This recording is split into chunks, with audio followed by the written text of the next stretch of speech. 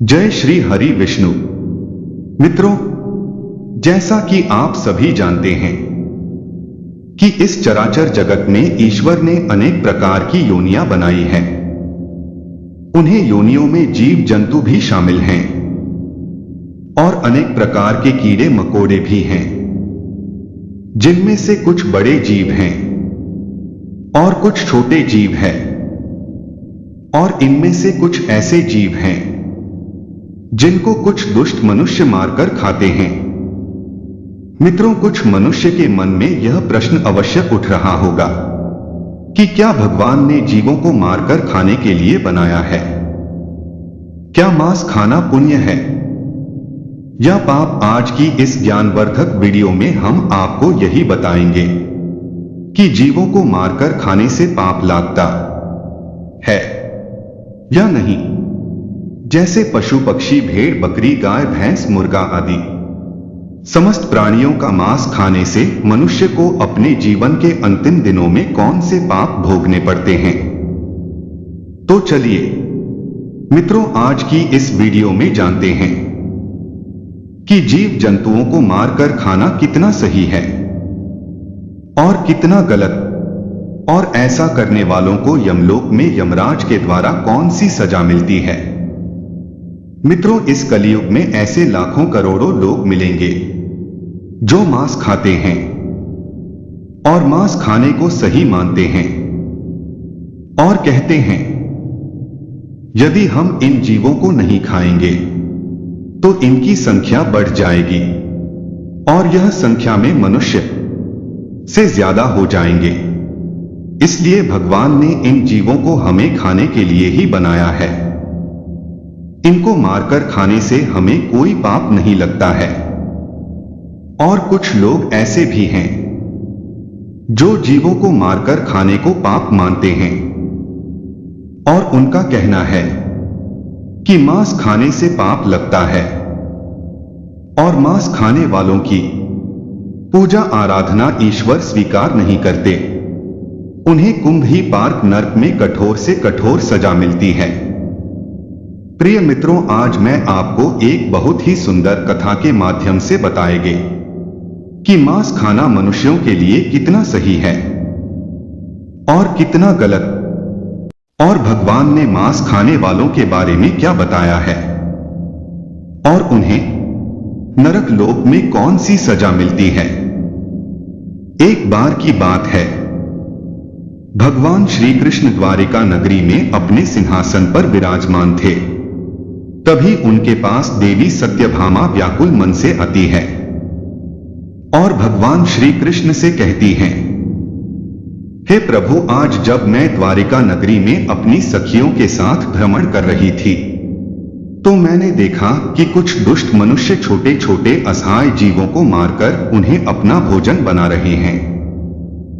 हे प्रभु, यह देखकर मेरे मन में एक प्रश्न उठ रहा है और मैं चाहती हूं कि आप मेरे प्रश्न का उत्तर दें। तो भगवान श्री कृष्ण ने कहा, हे देवी सत्यभामा, तुम्हारे मन में कौन सा प्रश्न उठ रहा है? मुझे निश्चिंत होकर बताओ, मैं अवश्य ही आपके प्रश्न का उत्तर दूंगा। तो देवी सत्यभामा ने कहा, हे प्रभु, क्या छोटे छोटे निर्दोष जीवों को मारकर खाना मनुष्य के लिए पाप या पुण्य है? तो भगवान श्री कृष्ण ने मुस्कुराते हुए कहा, हे देवी, मैं आपके इस प्रश्न का उत्तर एक पौराणिक कथा के माध्यम से देना चाहता हूं। इस कथा को सुनकर तुम्हें पता चल जाएगा कि मांस खाना पाप है या पुण्य है। फिर देवी सत्यभामा उत्सुकता से बोली, प्रभु, आप कथा सुनाइए, मैं आपके मुख से कथा सुनने के लिए उत्सुक हूं। मित्रों, भगवान श्री कृष्ण ने कहा, हे देवी सत्यभामा, प्राचीन काल में चंद्रपुर नाम का एक गांव था। उस गांव में एक धनवान व्यक्ति रहता था। उसके घर में धन धान्य की कोई कमी नहीं थी। एक दिन उसने तीर्थ यात्रा पर जाने की योजना बनाई। तीर्थ यात्रा पर जाने से पहले उसने अपने घर में एक विशाल भंडारे का आयोजन किया और गांव के सभी लोगों को उस भंडारे में आमंत्रित किया। गांव के सभी लोग भंडारे में भोजन करने के लिए उसके यहाँ आए। मित्रों, उस धनवान व्यक्ति ने भंडारे में दो तरह के भोजन बनवाए थे, एक शाकाहारी भोजन और दूसरा मांसाहारी भोजन।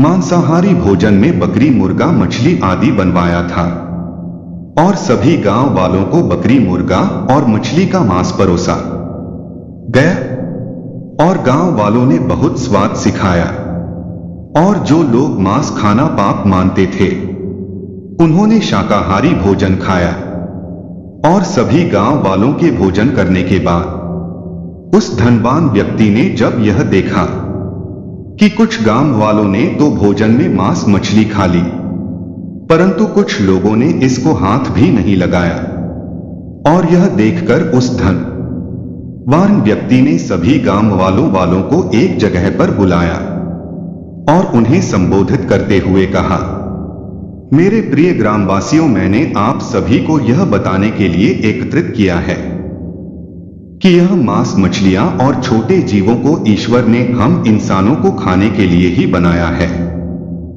ताकि हम उनको मारकर खा सकें। और ईश्वर ने अन्य भोजन के साथ साथ मनुष्यों को खाने के लिए मछलियां और कई तरह के छोटे छोटे जीवों को जन्म दिया है। उस धनवान व्यक्ति की यह बात सुनकर सभा में बैठा एक 18 वर्षीय लड़के ने कहा, श्रीमान जी, आप गलत कह रहे हैं।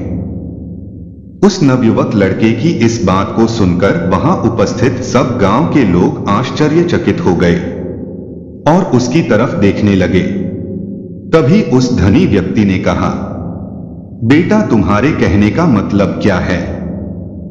तब उस लड़के ने बहुत ही सरल स्वभाव में कहा, श्रीमान जी, इस संसार में समस्त जीवों को परमात्मा ने बनाया है, लेकिन इनको मारकर खाने के लिए नहीं, बल्कि इनको अपना जीवन जीने के लिए। और यह छोटे छोटे जीव भी पृथ्वी पर रहने वाले मनुष्यों की तरह ही जन्म लेते हैं और मनुष्यों की तरह ही उनकी भी मृत्यु होती है। और जिस तरह हम मनुष्यों को चोट लगने पर पीड़ा होती है, उसी तरह उन्हें भी पीड़ा होती है। और इस संसार में कोई भी प्राणी किसी अन्य प्राणी से श्रेष्ठ नहीं है, बल्कि सभी जीव जंतु और मनुष्य समान है। वह अलग बात है कि ईश्वर की कृपा से मनुष्यों की बुद्धि ज्यादा विकसित है और जीव जंतुओं की कम। लेकिन इसका मतलब यह नहीं कि आप ज्यादा शक्तिशाली हैं, तो अपने से कम शक्तिशाली वाले जीवों को मारकर उन्हें अपना भोजन बना ले। श्रीमान जी, यह कहना गलत है कि ईश्वर ने छोटे जीवों को हमें खाने के लिए बनाया है। हम अपने स्वाद के लिए और अपनी जीविका के लिए और भी चीजें खाकर अपना पेट भर सकते हैं। ईश्वर ने हमें जीव जंतुओं से अधिक बुद्धि दी है। इसका मतलब यह नहीं कि हम अपने शरीर के पोषण के लिए किसी को भी मार खा सकते हैं। यदि कोई जीव जंतु आपसे कमजोर है, तो इसका मतलब यह नहीं कि आप उन्हें मारकर खाओगे और भगवान ने उन्हें आपके खाने के लिए बना दिया। अगर आपको छोटे जीवों को मारकर खाने में अच्छा लगता है, ठीक उसी प्रकार शेर, चीता और बाघ जैसे बड़े जानवरों को हमारे शरीर का मांस बहुत स्वादिष्ट लगेगा और वे जब चाहे हमें पकड़कर अपना भोजन कर सकते हैं। तो इसका मतलब यह कदापि नहीं है कि ईश्वर ने हमें शेर, चीता और बाघ के भोजन के लिए बनाया है। यदि आप ऐसा मानते हैं कि मुर्गा, मछली, भेड़, बकरी को भगवान ने हमारे भोजन के लिए बनाया है, तो फिर शेर, चीता, बाघ से अपनी रक्षा क्यों करते हो? भगवान ने आपको भी तो उनके भोजन के लिए बनाया है। तो आप शेर, चीता और बाघ जैसे जानवरों से खुद को क्यों बचाते हो? आगे वह लड़का उस धनवान व्यक्ति से कहता है, हे श्रीमान, जिस प्रकार आपको अपना शरीर प्यारा है, आपको अपनी जान प्यारी है, उसी तरह सभी प्राणियों को अपनी जान प्यारी है और अपना शरीर प्यारा है, चाहे वह छोटा जीव हो या बड़ा। मनुष्य अपने आप को सभी जीवों से श्रेष्ठ समझता है, परंतु वास्तव में यह मनुष्य कभी कभी मूर्खों वाले काम करता है। यह दुष्ट मनुष्य अपने से छोटे जीवों को मारकर खाते हैं। मित्रों, इस तरह उस नवयुवक लड़के की बात सुनकर उस धनवान व्यक्ति का मुंह बंद हो गया और वह सभा के सामने बहुत लज्जित हुआ। और गांव के सभी लोग उस लड़के की इन बातों से सहमत हो गए। और फिर भगवान श्री कृष्ण ने देवी सत्यभामा से कहा, देवी, मैं तुम्हें भगवान शिव जी का एक और उपदेश सुनाता हूं। इस उपदेश को स्वयं भगवान शिव जी ने माता पार्वती को सुनाया था। हे देवी, इस उपदेश को सुनने के बाद आपको पता चल जाएगा कि मांस खाना पाप है या पुण्य। तो देवी सत्यभामा ने कहा, कथा को पूरा मन लगाकर सुनना, नहीं तो कथा आपकी समझ में नहीं आएगी, क्योंकि आधी अधूरी कथा सुनने वाले लोग ही मांस, मछली और छोटे जीवों को मारकर खाते हैं। जो कथा को पूरी सुनता है वह जीवन में ऐसा पाप कभी नहीं करता है और उसके घर में माता लक्ष्मी जी वास करती है। मित्रों, कथा सुनाते हुए भगवान श्री कृष्ण कहते हैं, हे देवी, एक बार एक सन्यासी महात्मा जंगल में तपस्या कर रहे थे। तभी उनके पास एक छोटा समृद्ध तेजी से भागता हुआ आया और उनके पीछे छुप गया। वह हिरण बहुत भयभीत था। उस भयभीत हिरण को देखकर सन्यासी महात्मा की तपस्या भंग हो गई और उन्होंने गुस्से में उस हिरण से पूछा, हे मृग, तुम इतने डरे हुए क्यों हो? तुम्हें क्या परेशानी है और किसके डर से तुम मेरे पीछे छुपे हुए हो? मित्रों, वह सन्यासी महात्मा उस हिरण से यह पूछ ही रहे थे।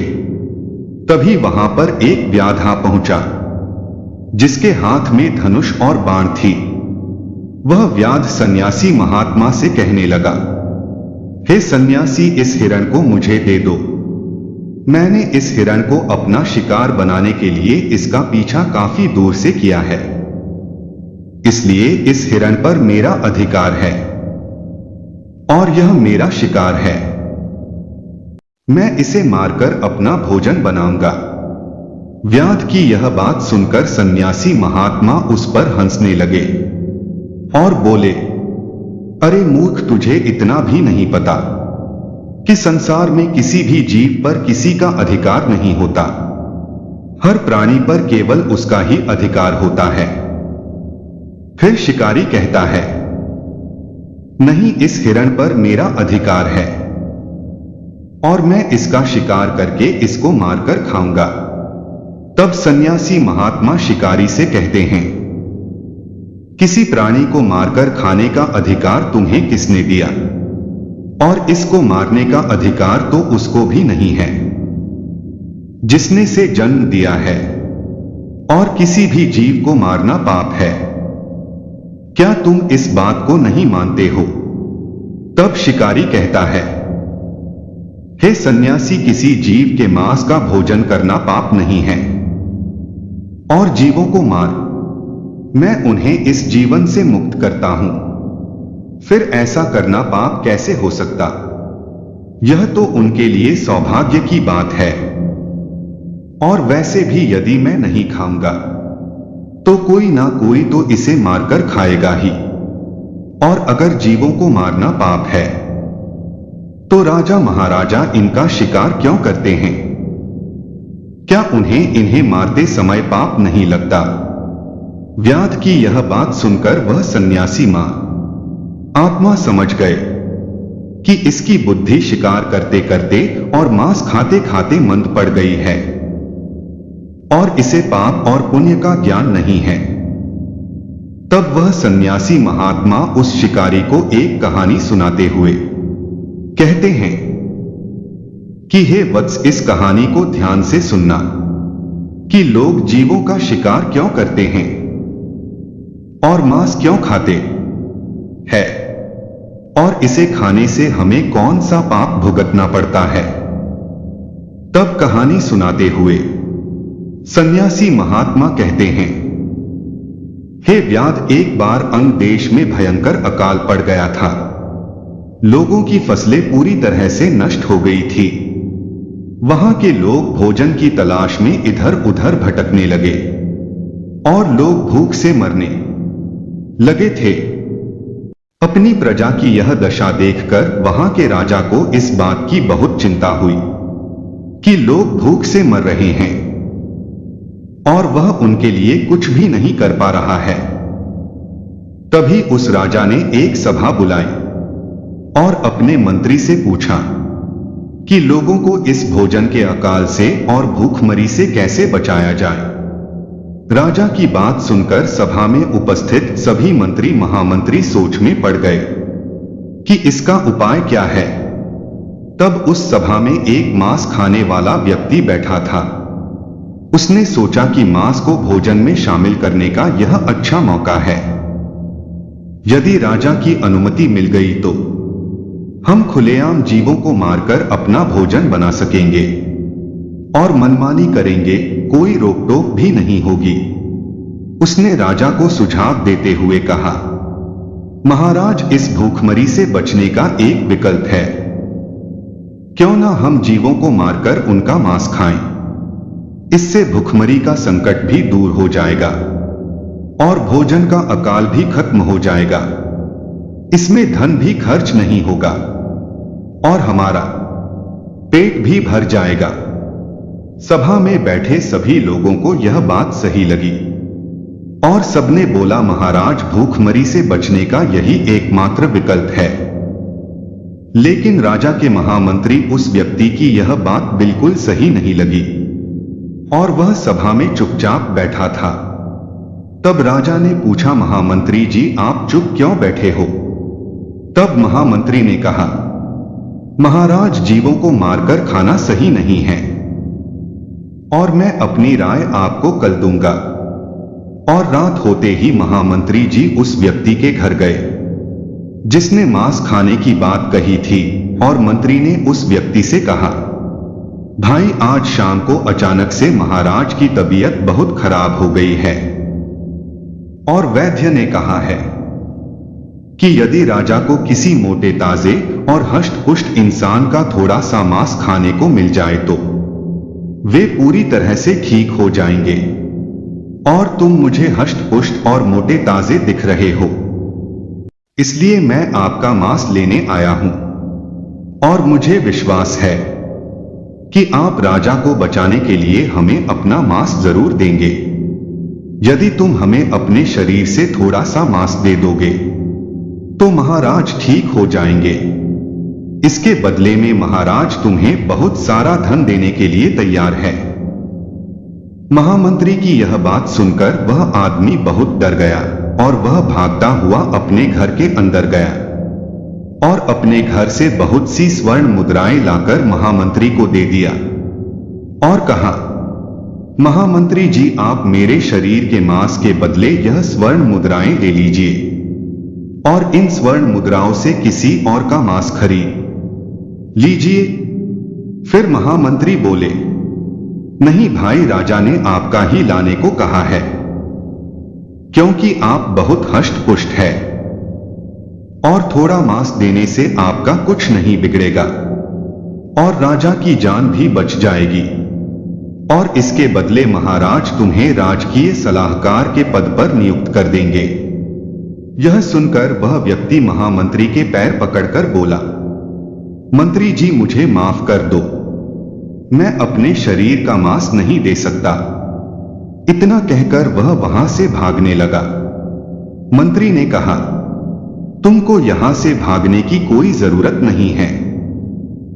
यदि तुमको अपना मांस नहीं देना है तो मत दो, मैं तुम्हारी यह स्वर्ण मुद्राएं ले कर जा रहा हूं। इतना कहकर महामंत्री वहां से चले गए और इसी प्रकार एक एक करके महामंत्री नगर के सभी घरों में गए और सबसे इसी तरह अपने शरीर से थोड़ा मांस देने का आग्रह किया। लेकिन सबने मांस के बदले अपने घर से लाकर स्वर्ण मुद्राएं दी। किसी ने 1 लाख तो किसी ने 2 लाख मुद्राएं दी, लेकिन अपने शरीर से मांस किसी ने नहीं दिया। फिर महामंत्री उन मुद्राओं को लेकर अपने घर चले गए और अगले दिन सुबह सुबह सारे लोग राजा को देखने उसके महल पहुंचे और महामंत्री भी उन मुद्राओं को लेकर राजा के दरबार में पहुंच गए और उन मुद्राओं को राजा के सामने रख दिया। इतना सारा धन देखकर राजा बोले, महामंत्री जी, आप इतना सारा धन कहां से लाए हैं?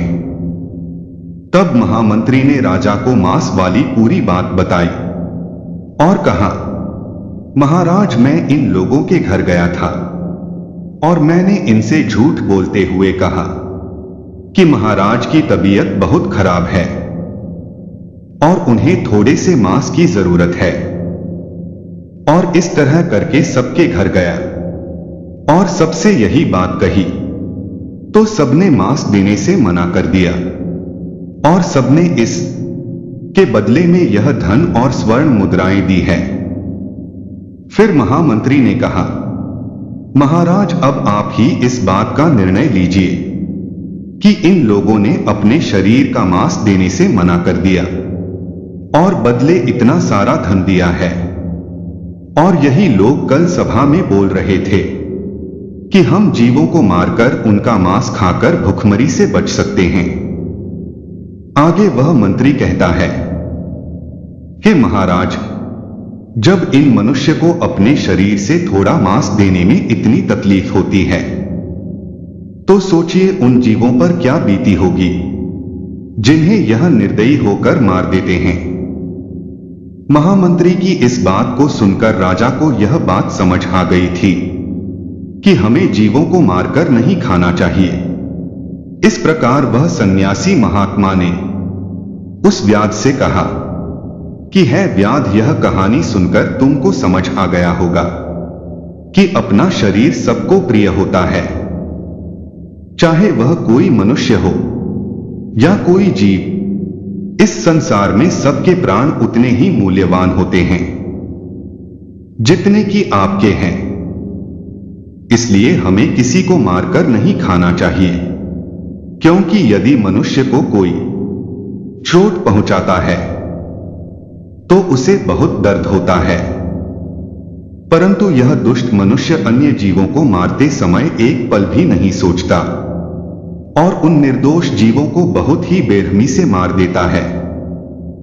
कि व्यास, जिस तरह तुम इस हिरण को मारने के लिए इसका पीछा कर रहे हो, यदि इसी तरह कोई तुमको अपना शिकार बनाए और तुमको मारकर खा जाए तो कैसा होगा?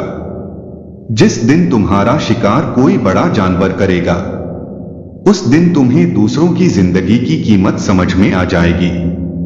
मित्रों, सन्यासी महात्मा की यह बात सुनकर उस शिकारी की आंखों में आंसू आ गए और बोला, है महात्मा, मुझे क्षमा करना। आज मैं आपको वचन देता हूं कि आज से मैं कभी जीवों को नहीं मारूंगा और मैं मांस खाना छोड़ दूंगा। मित्रों, इस प्रकार से भगवान श्री कृष्ण ने देवी सत्यभामा को मनुष्य के जीवन की कड़वी सच्चाई बताई। प्रिय मित्रों, मैं जगत के संचालक भगवान श्री हरि विष्णु से हाथ जोड़कर प्रार्थना करता हूं कि इस संसार में मांस खाने वाले व्यक्तियों की मानसिकता को बदले, क्योंकि कुछ लोगों को अभी भी यही लगता है कि मांस खाना पाप नहीं है। वे यह सोचते हैं कि मैं तो खरीद कर खाता हूं, इसीलिए मुझे पाप नहीं लगेगा, पर ऐसा नहीं है। पाप सबको लगता है, चाहे आप खरीद कर खाएं या आप जीवों को मारकर खाएं। इसलिए हमें मांस नहीं खाना चाहिए, क्योंकि मांस खाने वाले व्यक्ति की प्रार्थना ईश्वर स्वीकार नहीं करते हैं। मित्रों, गरुड़ पुराण के अनुसार जो भी मनुष्य जीवों की हत्या करता है, उन्हें नरक लोक में कठोर से कठोर सजा दी जाती है। मित्रों, आशा करते हैं आपको यह ज्ञानवर्धक कथा अच्छी लगी होगी।